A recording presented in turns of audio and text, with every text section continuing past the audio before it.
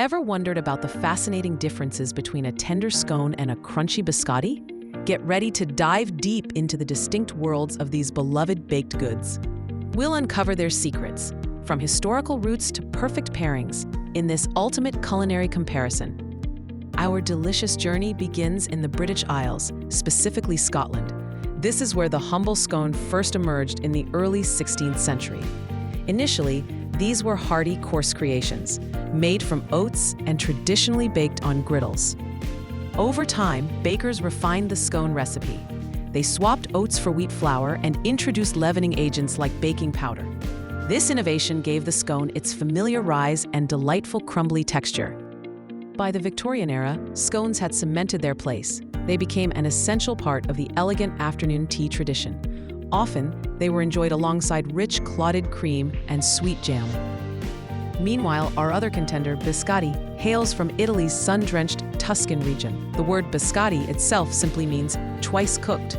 These hard, twice-baked cookies evolved out of pure practicality. They were a perfect solution for long sea voyages and arduous desert travels. First referenced in the Middle Ages, biscotti were sturdy, long-lasting treats. Sailors and soldiers could carry them without spoilage. While scones became synonymous with cozy tea moments, biscotti carved out a niche. They were durable snacks for adventurers and travelers. Both treats beautifully reflect their cultural contexts and historical needs. At first glance, the ingredient lists for scones and biscotti might seem similar. Both typically feature flour, sugar, eggs, and some form of fat. However, the proportions and types of fats and liquids differ significantly. A classic scone recipe calls for cold butter, which is cut into flour, sugar, baking powder, and salt. A binding liquid, usually milk, cream, or buttermilk, is then added. The cold butter creates steam pockets during baking, resulting in those signature flaky layers. Sugar levels in scones are often moderate. This allows for versatility, complementing both sweet and savory additions. Eggs may or may not be included, depending on regional variations and desired richness. The scotties start with flour, sugar, eggs, and typically a neutral oil or melted butter. Baking powder isn't always used, as the eggs often provide sufficient lift. Nuts like almonds or pistachios are common inclusions. Dried fruits such as cherries or raisins also frequently appear. Citrus zest or spices like anise or cinnamon add wonderful fragrant notes. The dough for biscotti is much stiffer than scone dough, almost like a firm bread. This firm consistency is crucial for shaping into logs. It allows the dough to withstand the crucial first bake. The result is a leaner, drier dough, perfectly built for its second oven session, without crumbling. Texture is where scones and biscotti dramatically diverge. A well-made scone offers a tender, moist crumb. It almost falls apart at the slightest touch, revealing buttery layers and a rich dairy sensation. The scone's exterior gets lightly golden and slightly crisp, yet its interior remains wonderfully soft and yielding. This delightful contrast between a delicate crust and a tender inside defines a truly good scone. Biscotti, on the other hand, are all about the crunch. After their initial loaf-style bake, they are sliced and laid flat. A second bake then drives off almost all moisture, creating an invincible snap. You'll hear that satisfying crunch before you even taste it. Biscotti are designed to be firm and dry. They don't crumble into dust, but instead offer a satisfying, resilient bite. Some biscotti might have a slightly softer core if they absorbed more moisture during the first bake. However, every piece should withstand a dunk without disintegrating. Scones invite slow, tender enjoyment, while biscotti encourage nibbling, dunking, and savoring on a different level.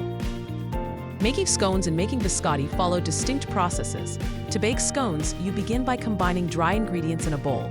Chilled butter is then cut into the flour until coarse crumbs form. Any desired add-ins are gently stirred in. A gentle hand is absolutely key here. Overmixing will develop gluten, leading to dense, tough scones. The dough is then shaped, often patted into a round and sliced like a pie, or rolled and cut with a cutter. Before baking, scones are often brushed with milk or an egg wash. They then hit a hot oven for a short bake, usually under 20 minutes, until puffed and golden. Biscotti demand 2 back-to-back bakes. After mixing and shaping the dough into logs on a baking sheet, you bake it until set and lightly colored. Then, it's cooled briefly before being sliced crosswise into individual pieces. These slices are then laid flat and baked again on their sides. This second bake continues until they are fully dry and crisp. This two-stage baking can take an hour or more in total, but it delivers the signature hardness. Temperature control is crucial for biscotti. Too low and they won't dry out properly. Too high and they'll brown too quickly on the edges. Precision ensures that perfect, enduring crunch. Scones and biscotti wear different silhouettes. Scones generally appear as rounds, triangles, or wedge shapes. Whether hand-shaped or cut with a cutter, their forms reflect their quick bread heritage. They are small, single portions designed to be easily handled and eaten by hand. Scones are often served warm, straight from the oven. A pat of butter might melt on top, or they're accompanied by jam and clotted cream. Biscotti adopt a more uniform log form initially. After the second bake, they transform into long, narrow, oblique angled slices. Each slice stands on its own as a crunchy finger food. Presentation is simple. Arrange them in a basket or on a plate. They are often served alongside a cup of espresso or a glass of dessert wine for dipping. Some cafes display biscotti in their natural log form before slicing, emphasizing their artisanal aspect. While scones beg to be consumed fresh and warm, biscotti invite you to keep grabbing one even days after baking. Their inherent design means they won't grow stale quickly, making them perfect for extended enjoyment. Flavor in scones is typically buttery, subtly sweet, and enriched by the dairy. Plain scones allow the butter and cream to truly shine. Their gentle sweetness doesn't overpower savory spreads or accompaniments. Fruit scones incorporate raisins, currants, or berries for delightful bursts of tartness. Savory scones, with sharp cheddar or fresh chives, bring a wonderful depth, cutting through the richness. The versatility of scone flavors is truly endless. Biscotti flavors often skew toward nuttiness and aromatic spice. Almond biscotti, for example, let toasted nuts shine in every bite. Chocolate or cocoa biscotti introduce a touch of bitterness, beautifully balanced by sugar. Citrus-zested versions deliver bright, fragrant notes. Spiced biscotti, think cinnamon, cardamom, or anise, lend a warmth that pairs marvelously with coffee. Because biscotti are dry, flavors tend to concentrate, giving each bite an intense taste. A sugar coating or chocolate dip can soften the crunch and add another layer of flavor. However, even plain biscotti hold their own with minimalist elegance, offering a pure, concentrated taste experience. Scones and biscotti each have their ideal beverage partners. Scones are almost inseparable from tea, particularly robust black teas like Earl Grey or Darjeeling. The tannins in the tea cut through the scone's richness, cleansing the palate. Herbal teas and lighter green teas also work well, especially when the scone carries sweeter fruit notes. Coffee can certainly accompany scones too, particularly milk-based drinks like lattes, which echo the scone's inherent creaminess. Biscotti were practically designed for dunking. The traditional Italian pairing is Vin Santo, a sweet dessert wine. It softens the biscotti and beautifully melds with its nutty flavors. Coffee, whether espresso or strong drip, remains a universal choice. The hot liquid perks up the crunch and contrasts with sweet biscotti. Some people prefer tea, especially robust black teas, which offer similar balancing tannins. Even hot chocolate can be a fun partner, melting into the biscotti's cracks for a gooey treat. If you bake scones, you're encouraged to eat them within a day or two. Stored in an airtight container at room temperature, they remain reasonably fresh for up to 48 hours. However, they will gradually lose their tender crumb and may stale quickly. You can revive day-old scones in a low oven or toaster. Heating them until warm through helps restore some of their original texture and tenderness. They'll never be quite as good as fresh, but still delicious.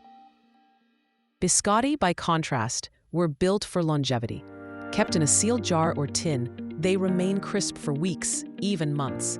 The absence of high-moisture ingredients and the crucial second bake means there's very little internal moisture for mold to develop.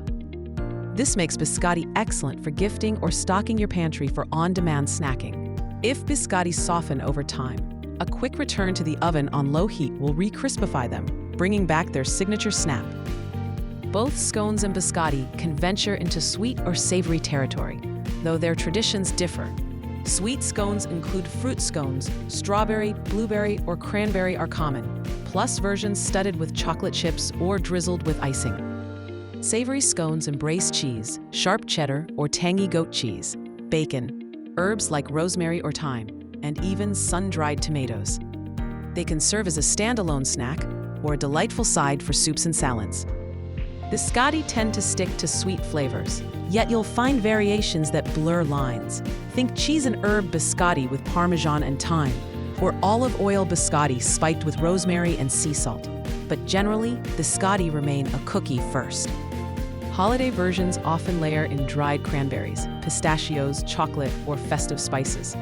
Both scones and biscotti welcome experimentation, but scones shift more easily and traditionally into savory realms. Scones evoke images of afternoon tea in cozy tea rooms. They bring to mind cream teas on summer afternoons and warm family gatherings. They are deeply woven into British and Irish food culture. Enjoying a scone feels like abiding by a timeless tradition. Across the pond, they've been embraced by American cafes, often adapted to local tastes with pumpkin or cinnamon apple versions. Biscotti carry the spirit of Tuscan hospitality and Italian craftsmanship. They speak to resourcefulness, an edible good meant to endure. In Italy, biscotti are often enjoyed during holiday visits, shared with neighbors, and served to unexpected guests. Their portability made them staples for pilgrims, soldiers, and merchants centuries ago. Today, they embody European cafe culture and home baking pride, a testament to enduring culinary ingenuity. When deciding which to bake or buy, think about texture, timing, and pairing. If you want something you can whip up quickly, eat warm, and serve with tea or coffee right away, scones are your go-to. They require little advanced planning and deliver immediate gratification. Scones are also versatile enough for both sweet or savory cravings. They offer that comforting, tender bite. If you need a treat that lasts, travels well, and holds its crunch when dipped, biscotti are ideal. They take more time and stages to bake, but reward with lasting crispness and concentrated flavor. Consider your audience too. Children may prefer the tender crumb of a scone, while adults often appreciate biscotti's mature flavor intensity and satisfying snap. Both are wonderful, just different. Scones and biscotti occupy distinct yet complementary corners of the baked goods world. Scones bring tender, buttery, quick bread comfort to your tea or coffee break. Biscotti deliver crunchy, twice-baked endurance, perfect for dipping.